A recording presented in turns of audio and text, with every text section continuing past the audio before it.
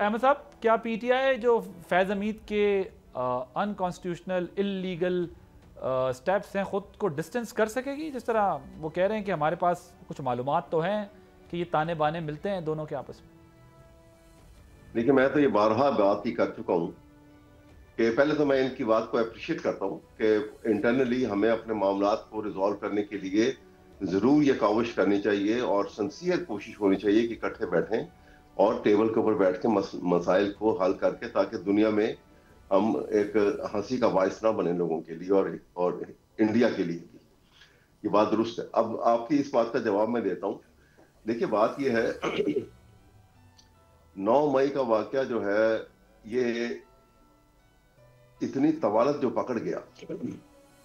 آپ کو پتا ہے کہ 9 مئی کے جو ہے نا اینٹی ٹیررزم کا ایکٹ جو ہے قانون سازی جب ہوئی تو جو بھی ٹیررزم کے زمرے میں آتے ہوں آفینس ان کے لیے قانون میں لکھا گیا کہ 30 دن کے اندر یہ ٹرائل مکمل ہو جانے چاہیے اور آپ نے سزا دینا ہے یا جزا دینی ہے جو کسی کو بری کرنا ہے آپ کر دیں گے.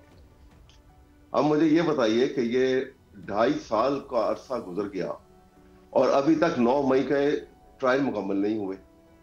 اس میں اس کا مطلب ہے کہ سچائی کو فیبریکیٹ کر کے بنایا جا رہا ہے, موجود نہیں ہے.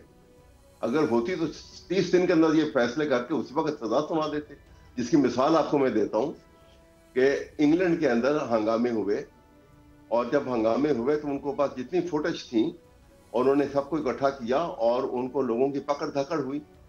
انہوں نے سمری کورٹ بٹھائے اور ودن فیو ڈیز انہوں نے فیصلے کر کے ودن 72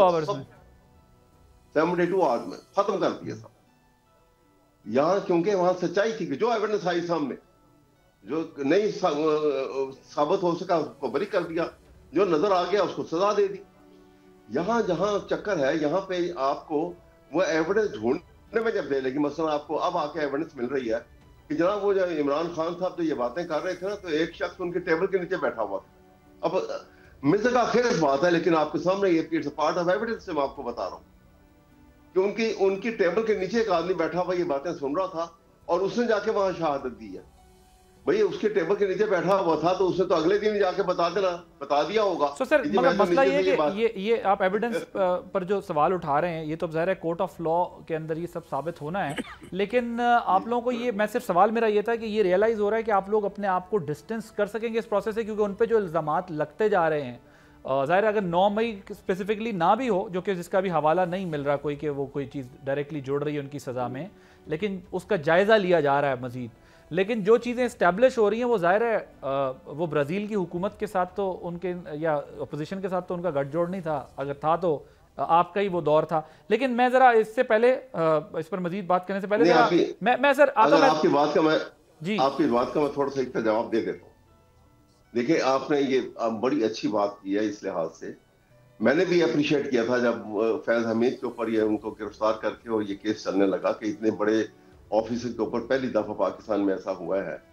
لیکن یہاں پہ جب ڈسکریمنیشن آ گئی, جب آپ نے باقی تمام ان کو ایک طرف کر دیا, وہاں سے آنکھیں بند کر لی, ایک آدمی کو پکڑ لیا, تو یہ وکٹمائزیشن ہو گئی. وہ اس لیے وکٹمائزیشن ہو گئی کہ یہ تو ریٹائرڈ ہو کے ان کے اوپر الزام آیا تھا کہ ود ان 2 ایئرز انہوں نے یہ سیاست میں ملوث ہونے کا الزام آیا اور دوسرے الزامات کے ساتھ. سبسکرائب کریں اور بیل دبائیں تاکہ کوئی خبر رہ نہ جائے.